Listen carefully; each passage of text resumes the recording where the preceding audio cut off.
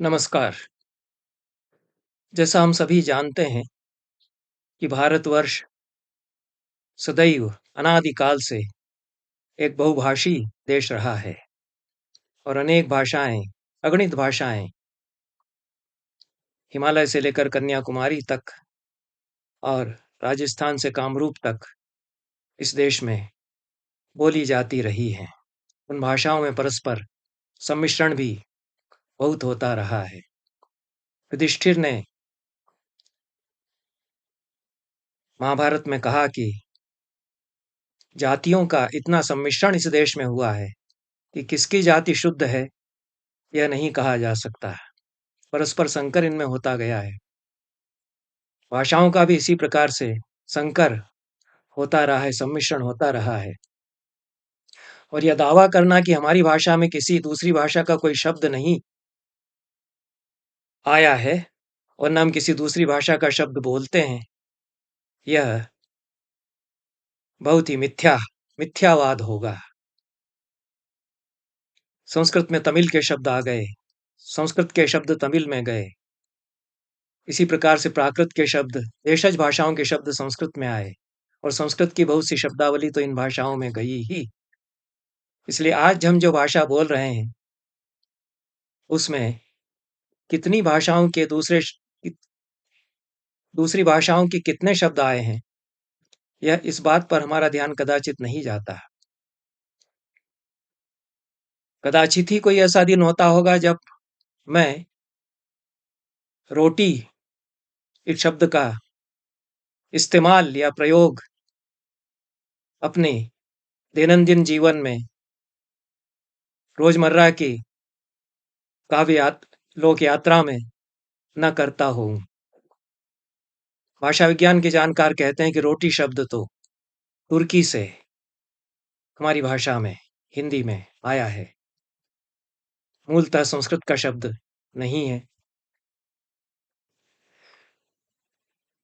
जब तुर्क आए तो रोटियां लेकर आए, तंदूर लेकर आए। हमारे यहाँ अपूप था, दूध से बनने वाले बहुत सारे व्यंजन थे, लेकिन रोटी आई तो तंदूर शब्द भी आया। जबान शब्द का प्रयोग हम करते हैं।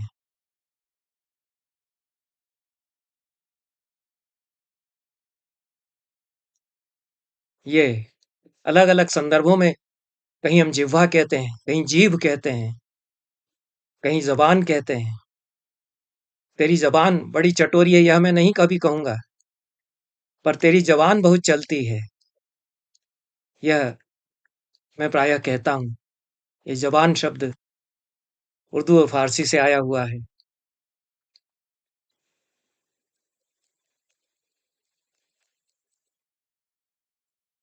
ऐसी स्थिति में अभी कुछ दिन पहले एक समाचार मेरे देखने सुनने में आया कि उत्तर प्रदेश की पुलिस के किसी अधिकारी ने यह आदेश निकाला है कि जो एफआईआर दर्ज की जाएगी या जो कुछ भी पुलिस की अधिसूचनाएं निकलेंगी, उनमें उर्दू के शब्द जो आते हैं उनका निष्कासन किया जाए, उनका बहिष्कार किया जाए, क्योंकि वो दुरूह शब्द हैं और शुद्ध हिंदी के शब्दों का ही उपयोग किया जाए। उर्दू और फारसी के शब्द अदालतों की भाषा में, पुलिस की भाषा में तो बहुत सारे आते रहे हैं और अच्छी बात है कि शुद्ध हिंदी में ही अदालतों के फरमान जारी हों, पुलिस के फरमान जारी हों, एफआईआर दर्ज की जाए, बड़ी अच्छी बात होगी। उसमें मर्डर के लिए हत्या या वध लिखा जाए, कत्ल ना लिखा जाए। हालांकि कत्ल ऐसा बड़ा मुश्किल तो शब्द नहीं है। हो सकता है कि कई लोग वध ना समझते हों, वो कत्ल समझ लेते हों, भले ही वो तुर्क या मुस्लिम ना हो, फिर भी कत्ल समझ लेते हों और वध ना समझते हों, ऐसा संभव है। लेकिन अच्छा है वध भी समझने लग जाएं और कत्ल भी समझते रहें तो अच्छा ही है। कत्ल तो होता ही है, कत्ले आम भी होता है, खून खराबा भी होता है, हत्या होती है। तो हत्या तो संस्कृत मूल का आ जाएगा, पर ये खून खराबा जो हो रहा है और कत्ले आम जो हो रहा है, उसको मैं खून खराबा और कत्लेआम कहता हूँ। मुझे उसके लिए सही शब्द लगते हैं, दूसरे शब्दों से मेरा काम नहीं चलता। ये उर्दू के शब्द हैं, तो मुझे इनसे डर नहीं लगता। मुझे खुशी होती है, प्रसन्नता होती है, यह भी कह सकता हूँ, पर खुशी होती है मेरे मुख से, मुखारविंद से मेरे ज़्यादा निकलता है। ये सहज प्रवाह में मेरे आ गया है। मेरे पुरखे बोलते रहे हैं। बहुत सारे पंडितों ने फ़ारसी सीखी अकबर के समय, जहांगीर के समय, शाहजहां के समय, फ़ारसी और संस्कृत के कोश बनाए। कृष्ण कवि ने पारसिक पद प्रकाश लिखा। अच्छे पंडित हो गए वो लोग भी फ़ारसी के। तो हमारे घरों में परंपरा चली आ रही, हम क्या करें उसका? हमारे पिता पितामह, उन्होंने उर्दू फ़ारसी भी सीखी थी। हमारे संस्कार में वो रमी हुई है। तो हम कत्लेआम भी कहते हैं, कत्ल भी कहते हैं। खुशी भी हमको होती है, कभी-कभी प्रसन्नता भी हो जाती है। तो हम नहीं रोक सकते खुशी को। प्रसन्नता होती है तो वो भी होती रहती है। कोई दिक्कत नहीं है हमको। बहुत सारे लोगों को दिक्कत होने लग गई है, कठिनाई होने लग गई है, यह कहेंगे। अब दिक्कत तो मैं बार-बार बोलता हूँ। तो ये शब्द निकाले जाएँगे, तो खतरे का क्या करेंगे? पुलिस जो है वह तहकीकात करने जाती है, तो अन्वेषणा लिख कहिए उसको, बहुत अच्छा है। तहकीकात मत करिए कि तहकीकात हमने की, अन्वेषणा की गई, विवेचना की गई, तो उसमें पाया गया कुछ। तो यह बहुत सारे जो शब्द हैं, उसमें तहकीकात करते हुए उनको लगा कि खतरा था वहाँ, उस जगह पर खतरा महसूस हुआ, तो क्या करेंगे? महसूस हुआ का तो अनुभव हुआ कर देंगे। लेकिन खतरे के लिए क्या करेंगे? संस्कृत में तो खतरा नहीं होता, खतरे की घंटी नहीं बजती हमारे ऋषि-मुनियों को, खतरा ही नहीं लगता था किसी बात का। मुझे तो नहीं लगता कि खतरे के लिए संस्कृत में शब्द है। मैं थाईलैंड में था 3 साल, थाई भाषा थोड़ी बहुत लिपि सीख कर के पढ़ता था, तो वहाँ जहाँ बिजली के हाई टेंशन की लाइन गई है, उसमें बोर्ड पर थाई में अंतराय लिखा होता था और नीचे अंग्रेजी में डेंजर लिखा होता था। हमारे यहाँ जहाँ हाई टेंशन वायर जाते हैं, उनके नीचे बोर्ड पर अंग्रेजी में डेंजर और हिंदी में खतरा लिखते हैं। तो अंतराय तो खतरे के लिए शब्द नहीं है। संस्कृत में अंतराय के अर्थ कुछ और होते हैं। दक्षिण पूर्व एशिया की भाषाओं में संस्कृत से बहुत सारे शब्द लिए और उन्होंने उनको अपना लिया। वो तो बैंक भी नहीं कहते, वो धनागार कहते हैं। उच्चारण धनाखान हो जाता है, उनका जो उच्चारण का तरीका है, शैली या पद्धति है। तरीका तो उर्दू का शब्द आ गया, तो उसमें वो धना खान कहते हैं। वहाँ अंतराय चलता है। अब आप अंतराय लिखेंगे हाई टेंशन वायर के नीचे बोर्ड पर, तो सामान्य व्यक्ति नहीं समझेगा, खतरा समझ सकता है। तो पुलिस की भाषा में खतरा निकाल देंगे, अंतराय लाएँगे, तो क्या बड़ी आसान हो जाएगी भाषा। ये जो सहज रूप में हमारी भाषा में शब्द मिल गए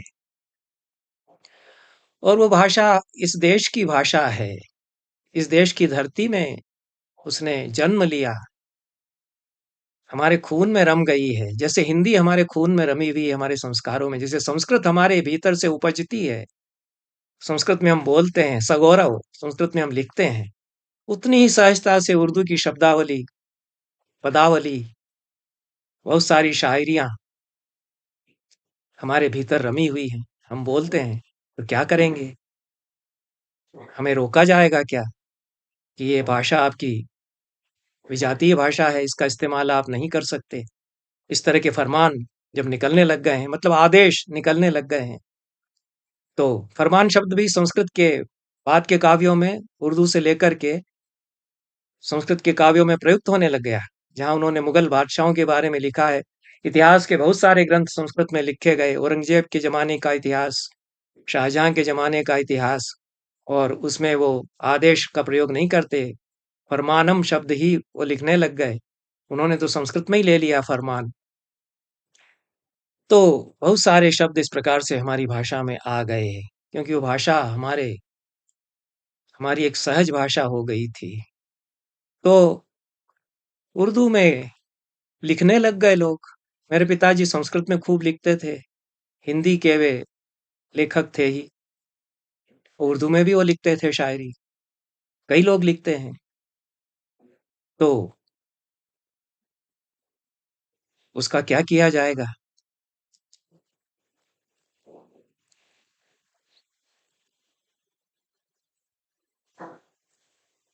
हाल ही में जहाँ मैं रहता हूँ वहाँ एक रवीन्द्रनाथ टैगोर विश्वविद्यालय है। उसमें कुछ संगोष्ठियाँ अंतर्राष्ट्रीय स्तर के कार्यक्रम होते रहते हैं। तो वहाँ स्वीडन के एक प्रोफेसर हाइंस वर्नर वेस्लर साहब आए हुए थे। उनका व्याख्यान था, मुझे भी वहाँ बुलाया गया कुछ अध्यक्षता आदि करने के लिए। वो स्वीडन के उपला विश्वविद्यालय में हाइंस वर्नर वेस्लर साहब हिंदी, उर्दू और संस्कृत ये 3 भाषाएँ स्नातकोत्तर स्तर पर पढ़ाते हैं। वहाँ जो विभाग है उसमें तीनों भाषाएँ स्नातकोत्तर स्तर पर ही पढ़ाई जाती हैं, उपला स्तर में। वो तीनों भाषाएँ वो अच्छी तरह जानते हैं, तीनों भाषाएँ वे समझ लेते हैं। तो वो भारत की भाषाओं पर, भाषाई परिस्थिति पर, लिंग्विस्टिक सिनारियो पर व्याख्यान दे रहे थे। वो भारत भी खूब आते हैं, यहाँ के साहित्य से परिचित हैं, यहाँ के लेखकों से, विद्वानों से मिलते रहते हैं। तो उन्होंने अपने व्याख्यान में एक बात कही, और शुरू में मुझे लगा कि ये कितना सत्य है, लेकिन मुझे लगा कि ये तो विचारणीय बात है। उन्होंने ये कहा कि कुछ लोगों को यह भय है, डर है कि उर्दू का क्षरण हो रहा है इस देश से और उर्दू खत्म होती चली जा रही है। पर जहाँ तक मेरा अध्ययन है, ये बात ऐसा सोचना ही गलत है। क्योंकि उन्होंने कहा कि मैं कई ऐसे नए उभरते हुए साहित्यकारों को जानता हूँ, जो उर्दू में बहुत अच्छा लिख रहे हैं और उर्दू में नया साहित्य बहुत आ रहा है। मुझे पिछले कुछ महीनों में उर्दू कविताओं के, उर्दू गज़लों के संकलन, गज़लों की किताबें कई लोगों ने कृपापूर्वक यूँ ही दे दीं। मेरी बहुत इच्छा भी नहीं कि मुझे इस तरह की पुस्तकें प्राप्त हों, बहुत अधिक पढ़ भी नहीं पाता हूँ। लेकिन उनकी अनुकंपाएँ ऐसी रहती हैं कि वो जहाँ मिल जाते हैं तो आदरपूर्वक वो कहते हैं कि हमारी पुस्तक आपके पास रहे, हमारी बड़ी इच्छा है। तो उनमें से कई किताबें उर्दू गज़लों की थीं और वो उन लोगों के द्वारा लिखी हुई हैं जिनका इस्लाम धर्म से कोई संबंध नहीं है, जो मुसलमान नहीं है, तुर्क भी नहीं है, हमारे ही भाई बंधु हैं। और उर्दू में वो क्यों लिख रहे हैं? अच्छी निखालिस बढ़िया उर्दू ज़बान में वो लिख रहे हैं। उनको उन किताबों को उलटते-पुलटते मेरे मुझे थोड़ा आश्चर्य भी हुआ। उन पर मैं थोड़ी चर्चा करूँगा। उनमें से एक किताब नवीन कानगो साहब की है, जो प्रोफ़ेसर हैं, डॉक्टर हरि सिंह गौर विश्वविद्यालय में माइक्रोबायोलॉजी विभाग के विभागाध्यक्ष हैं। अपने विषय में उनका बड़ा नाम है और वो रचनाएँ भी लिखते हैं। उन्होंने कहकशां हूँ मैं, ये उनकी किताब जो उनके द्वारा मुझे प्रदान की गई। गज़लें और शेर इस किताब में हैं। नवीन साहब कानगो जो हैं वो कविता, गज़ल और सुखनगोई में उनकी बड़ी रुचि है, जैसा उनके परिचय में यहाँ दिया बताया गया है। अखबारों और पत्रिकाओं में उनकी रचनाएँ, गज़लें आदि छपती रही हैं। बादलों में उड़ती धूप, सतरुज प्रकाशन पंचकूला से 2018 में उनकी कविताओं की किताब छपी। उसके बाद ये किताब है कहकशां में उनके गज़लों और शेरों का संकलन।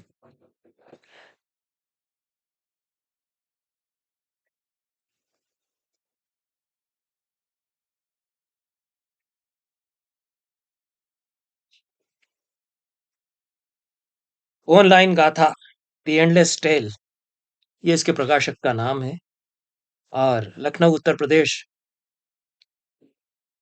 में ये प्रकाशक हैं जिन्होंने पुस्तक प्रकाशित की है। कहकशां आकाश गंगा को कहते हैं। कहकशां हूँ मैं, ये किताब का शीर्षक है और इसका उन्वान है, ये भी कह सकते हैं।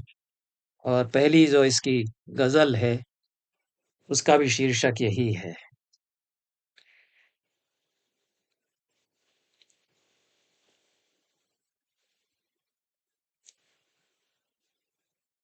गजल के विधान का अच्छा पालन किया है, रदीफ और काफिया बढ़िया मिलाया है नवीन कानगो ने।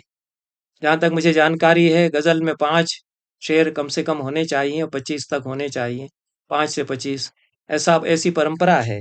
इनकी कई गजलों में 4 ही शेर हैं और तखल्लुस का कोई प्रयोग इन्होंने नहीं किया है, मतला कहीं नहीं मिलता है। तो ये थोड़ी सी जो पारंपरिक गजल है उससे विचलन भी कहा जा सकता है। बाकी कहा अच्छा है, गजलें अच्छी कही हैं। कहकशां हूं मैं सारे सितारे मुझ में, बहता दरिया हूं सारे किनारे मुझ में। अपने गिरने के जिक्र से मुझे गुरेज नहीं, ढूंढता हो न कहीं कोई सहारे मुझ में। ये वो फरमाते हैं। और ईद का महताब, खूबसूरती है इसमें। महताब तो चांद को कहते हैं, चंद्रमा को कहते हैं। फिल्मी गानों में महताब खूब आता था, तो हम समझ जाते थे। बहुत लोकप्रिय गीतों में आता है। वो गीत बड़े रमे हुए थे, जो बचपन में फिल्मों के गीत हुआ करते थे। तो इतनी खामोशियां समेटे है, उसका पैकर किताब हो जैसे। ये अमूर्त विधान भी है और मूर्त भी इसमें है, बिंब विधान भी है। पैकर तो काया, देह या शरीर को कहते हैं। तो उसकी काया किताब हो जैसे, ऐसा भी कह सकते थे, सरल हो सकता था। लेकिन ये पैकर शब्द जिस रवानगी से वो लिख रहे हैं, उसमें आ गया है। उसी रवानगी से, जब तसव्वुर ही नहीं तेरा, इस शीर्षक के अंतर्गत जो पहला शेर है, मख्ता, जब तसव्वुर ही नहीं तेरा तो सुखन कैसा, न कोई जिस्म न खुशबू तो पैरहन कैसा। ये कुछ दार्शनिक बोध भी आ जाता है अमूर्तीकरण के साथ। युवा कवि हैं, हालांकि प्रेम की कविताएं भी लिखते हैं, कुछ चिंतन आदि भी इनमें है, कल्पनाएं अच्छी हैं। पनाह शीर्षक से गजल है। जमहूरियत में मजदूर के ऐसे हुए हालात, खुलता है कोई जिस्म मुसलसल अजाब में। समकालीन स्थितियों का अंकन भी है। आज के जमाने में जो हो रहा है उसकी चर्चा है, मजदूरों की बात है। और इसमें जिस्म है, हालात है, मजदूर शब्द तो है ही, मुसलसल तो है ही, अजाब शब्द का प्रयोग किया है, जो नारकीय पीड़ा के लिए आता है। तो ये गजल संकलन है, लगभग 80 पृष्ठों से ज्यादा है। और उम्मीद करते हैं कि वैज्ञानिक होते हुए भी साहित्य में नवीन साहिब की जो यात्रा है वो जारी रहेगी। एक दूसरी किताब अश्विनी त्रिपाठी ने मुझे दी, उनकी खुद की है। ये भी युवा कवि हैं, 12 राजस्थान में रहते हैं। कौशल तिवारी जो संस्कृत के युवा कवि हैं, उनके मित्र हैं। गीत, गजल, कविता और कहानियां ये लिखते हैं। समकालीन भारतीय साहित्य, वागर्थ, आहा जिंदगी, हंस, वीणा, मधुमती, सेतु, राजस्थान पत्रिका सहित अनेक पत्र पत्रिकाओं में इनकी रचनाएं प्रकाशित हुई हैं। आकाशवाणी और दूरदर्शन से भी इनकी रचनाओं का प्रसारण होता रहा है। ये हिंदी के व्याख्याता हैं। और ये जो इनकी किताब है, हाशिए पर आदमी, इस किताब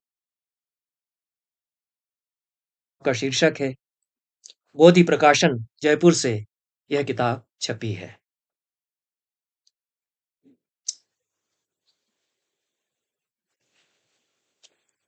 कुंवर बेचैन ने इसकी भूमिका लिखी है।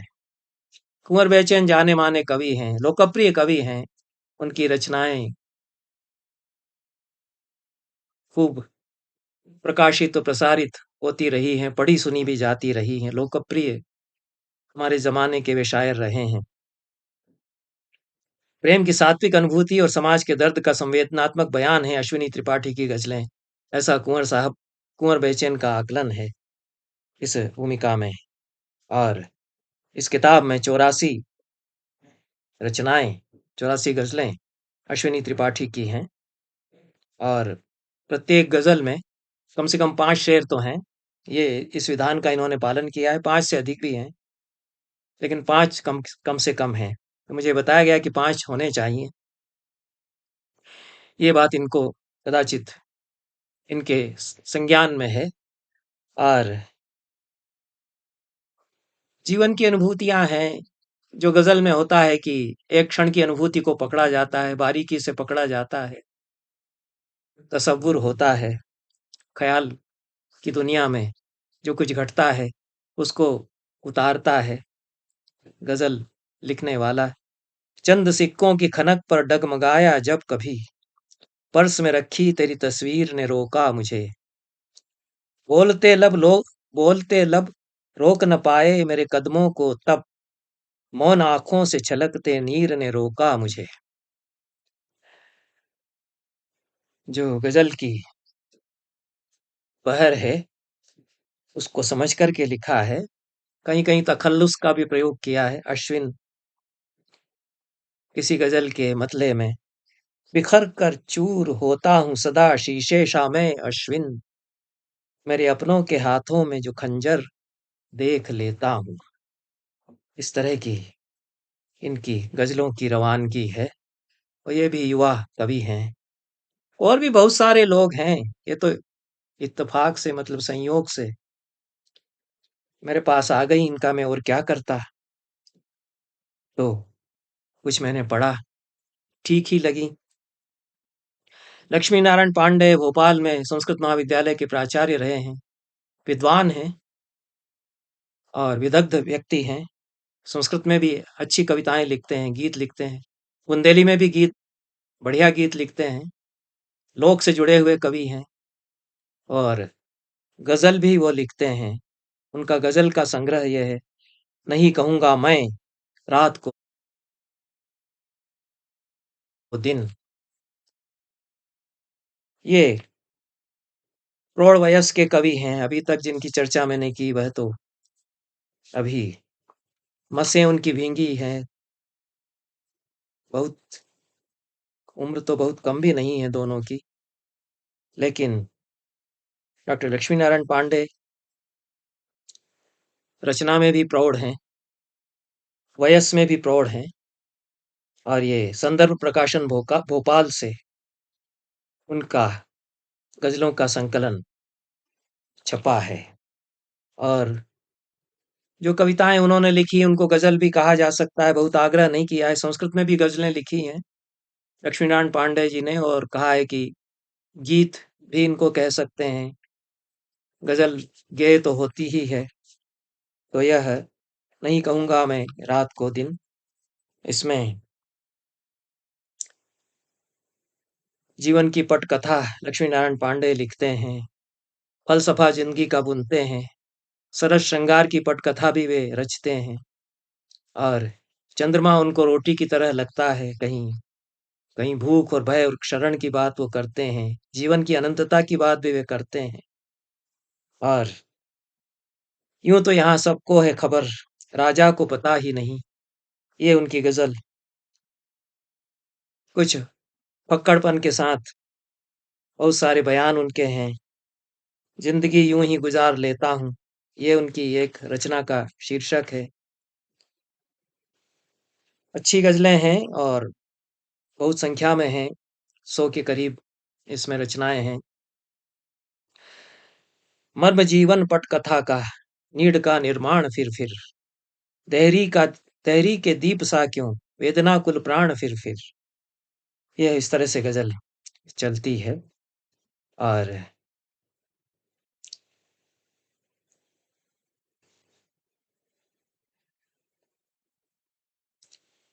पहला जो शेर है उसमें रदीफ और काफिया दोनों मिलाए जाने चाहिए थे, वह नहीं है। बाकी अच्छी रचनाएं हैं। कहीं पूरा है गजल के विधान का अच्छी तरह पालन भी इन्होंने किया है। ये झिलमिल संसार जरा सा है पगले, जीवन का आकार जरा सा है पगले, इस तरह से ये मक्ता है इसमें। और बाकी बंद अच्छा मिलाया गया है। लंबी ये गज़ल है और कहीं-कहीं काफ़िया तंग है जैसा गज़ल की आलोचना में पहले कहा जाता था और कोशिश की गई है कि निभाया जाए। लग रहा है समय खुद को मूलतः दोहराएगा, देख लेना फिर महाभारत नया दिखलाएगा। हर तरफ जागी पुरानी राज्य लिप्सा और मद, झूठ को समवेत स्वर में सच बताया जाएगा। शुद्ध संस्कृत के शब्द भी आते हैं इनकी रचना में और जो सहज भाषा के बोलचाल के रोज के शब्द हैं, वे भी आते ही हैं। चाँद आता है, उर्दू में भी चाँद होता है। जिंदा, जिंदगी ये शब्द तो खूब आते ही हैं और जो मेरा कत्ल कर गया उसको मैं दुआएं हजार देता हूँ। मेरा के स्थान पर मेरा लिखते हैं क्योंकि उसके बंध में मेरा ही बनेगा। दुआएं भी देते हैं अपनी गजलों में जो आशीर्वाद देने वाले विद्वान हैं। तो ये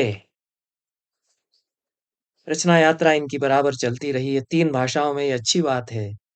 ये हमारे लिए बहुत शुभ शकुन है। जो राजशेखर ने कहा था कि अनेक भाषाओं में लिखे इस देश के कवि। जो एक भाषा में लिखता है वो तो कवि होता है, जो अनेक भाषाओं में लिखता है वो महाकवि होता है। राजशेखर ने स्वयं संस्कृत में लिखा, प्राकृत में लिखा। कालिदास ने स्वयं संस्कृत में लिखा, प्राकृत में लिखा, अपभ्रंश में लिखा। हमारे देश के कवि रचना जब करते हैं तो कई भाषाओं में लिखते आते हैं, लिखते रहे हैं क्योंकि यह देश, इस देश की आवश्यकता ही है कि कई भाषाओं में बोला जाए, सोचा जाए, लिखा जाए। सच को कहने वाले इतने, कहकर करने वाले कितने। बाहर की मत देख सफेदी, घर के भीतर जाले कितने। ये छोटे-छोटे सच बयान करते हैं लक्ष्मी नारायण पांडे और अच्छा उनका रचना कर्म है। एक जाने-माने शायर हैं, वर्षों से उनसे परिचय है। पढ़ने सुनने में खूब उनकी रचनाएँ आती रही हैं। अशोक मिजाज और बद्र भी अब वो लिखने लग गए हैं। बशीर बद्र की उन्होंने खूब शागिर्दी की है और बशीर बद्र की दुआएँ उनको मिली हैं, आशीर्वाद उनको मिला है। बशीर बद्र ने लिखा भी है इस किताब के बारे में, काफ़ी शुरू में। अनेक उर्दू के शायरों की, समीक्षकों की, अदब से जुड़े हुए लोगों की इसमें अ, समीक्षाएँ शुरू में दी हुई हैं। मैं इकाई हूँ, मैं समाज भी, ये किताब है। उनके गज़लों और शेरों का संकलन है, जिसका जय हिंद सिंह स्वतंत्र ने संपादन किया है और ये किताब जो है वो बानी प्रकाशन भोपाल से छपी है।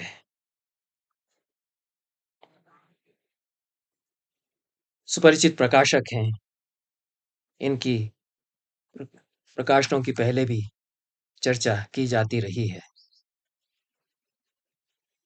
कतरे-कतरे की ज़रूरत है अभी गुलशन को, और सड़कों पे बहा करता है बेजा पानी। शहर के चारों तरफ कॉलोनियाँ बनने लगीं, एक दिन ये खेत सारे लापता हो जाएँगे। ये जो चिंताएँ हमारे समय की हैं, उनको अशोक मिजाज प्रकट करते हैं। रास्ते में जो लगे हैं पेड़ सब कट जाएँगे और सड़कों पर चमकती बत्तियाँ रह जाएँगी। यह तो यथार्थ है हमारे समय का। हो रहा है, उसको चाहे इनकार करते रहें लोग कि नहीं-नहीं ऐसा कुछ नहीं हो रहा है, लेकिन मैं तो देख रहा हूँ कि रोज़ हो रहा है। कितने हाईवेज़ बने देखते-देखते 1-2 सालों में और लाखों पेड़ कटे। हमारे ऋषि कहते हैं कि जीवित पेड़ की हत्या करना महापाप है और लाखों पेड़ कटते हैं साल में, रोज़ देखता हूँ। उनकी जगह लगाए जाएँगे ऐसा कहा जाता है, लगा दिए ये भी कह दिया जाता है। पूरी तरह से ऐसा होता नहीं है, नहीं ही होता है। लहू का रंग गहरा और हल्का भी लहू का रंग गहरा और हल्का हो भी सकता है, मगर ये एक जैसे हैं तेरे आंसू मेरे आंसू। ये अनुभूति प्रवण कवि हैं, बहुत संजीदगी के साथ लिखते हैं अशोक मिजाज, और कभी-कभी गहरी अनुभूतियों को बहुत नपे-तुले थोड़े से शब्दों में कहते हैं। ये उनकी खूबी है। रिश्तों पर उन्होंने अच्छा लिखा है, और रिश्तों की जो भीनी खुशबू है, उसमें रमी हुई है उनकी शायरी। भारतीय परिवार के जो रिश्ते हैं, हमारे संस्कारशील परिवार के रिश्ते। कभी शहनाई बजती थी तो उसकी याद आती थी, और अब शहनाई बजती है तो बेटी याद आती है। वो अपना घर हो या होटल हो या ढाबा हो रस्ते का, कहीं रोटी महकती है तो माँ की याद आती है। बहुत हसास होकर जिसने मेरी परवरिश की थी, वो चश्मा याद आता है, वो लाठी याद आती है। बहुत सिंबॉलिक है, प्रतीक है, लाठी और चश्मे के जो प्रतीक हैं, और सभी जानते हैं कि ये कौन है जिसकी लाठी और जिसका चश्मा है।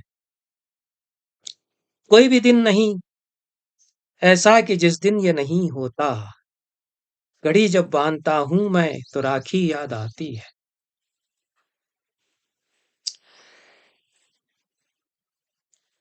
कभी कभी अशोक मिजाज जो बहुत जीवन के अनुभव हैं, मामूली लोगों के मामूली अनुभव, बड़े लोगों की दुनिया में जिनकी कोई जगह नहीं, उनको बयां करते हैं। वे खुद उसी पृष्ठभूमि से आए हैं, बहुत छोटे शहर में मध्यवर्गीय परिवार से, जैसे कि हम में से कई लोग आए। इसलिए हमें ये अपील करती हैं, पिता की अनुभूति है इसी रिश्ते शीर्षक से जो लंबी कविता है उसके अंतर्गत। खूबसूरत सा एक खूबसूरत सा एक घर ढूंढूं, अपनी बेटी को नेक वर ढूंढूं, नेट पर डॉट कॉम सर्च करूं या कि अखबार में खबर ढूंढूं, कुंडली ले के साथ मैं निकलूं, फिर किसी ज्योतिषी का घर ढूंढूं। एक उलझन सी मेरे मन में है, सेठ ढूंढूं कि डॉक्टर ढूंढूं, मेरी बेटी को जो पसंद आए, ऐसा लड़का मैं अब किधर ढूंढूं, कोई रास्ता नजर नहीं आता, मैं इधर ढूंढूं या उधर ढूंढूं। इस तरह से ये गजल चलती है। कोरोना काल पर कई रचनाएं इन्होंने लिखी हैं। ये संस्कृत में तो कोरोना काल पर बड़े बड़े काव्य लिख लिख दिए गए। महाकाव्य तो शायद नहीं लिखा, लेकिन खंडकाव्य तो मेरे शतक काव्य तो मेरे तीन चार देखने में आए, और कई लोगों ने कारुणिक कविताएं संस्कृत में कोरोना पर लिखी हैं। मैंने कुछ चर्चा भी की है कोरोना काल में जो हुआ, और मैंने भी संस्कृत में इस काल पर कविताएं लिखी ही हैं। अशोक मिजाज ने अच्छी लिखी है गजल, कोरोना काल ही इसका शीर्षक है। उड़ाने कैद हैं अपने परों में, सिमट कर रह गई दुनिया घरों में, खड़े हैं हर तरफ सच्चे सिपाही, कफन बांधे हुए हमलावरों में। किसे घायल किया है कौन है वो, समझ इतनी कहाँ है पत्थरों में। मसीहा बन के उभरे हैं वो ऐसे, खिले हों फूल जैसे पतझरों में। जरा से जाहिलों की हरकतों से लड़ाई हो गई दानिश्वरों में। उतर आए हैं अब साधु सड़क पर, अजब सी खलबली है रहबरों में। जड़े हैं सबकी तकदीरों पे ताले, दबी है फाइलें सब दफ्तरों में।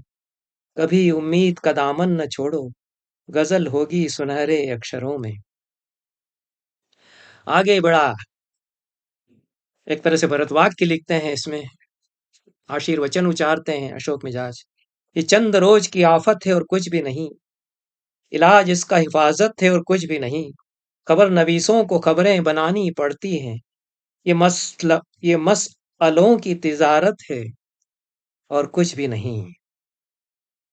ये बहुत सुकून देते हुए, सुकून का अनुभव करते हुए वो कहते हैं, और आगे कहा गया है, जहर इतना तो सांप में भी नहीं, जहर जितना तुम्हारे डर में है। घर में रहना तुम्हें नहीं आता, वरना सारा सुकून घर में है। कुछ मैंने नमूने ही बस पेश किए हैं, और शेर बहुत अच्छा कहते हैं, अच्छे कहते हैं अशोक मिजाज।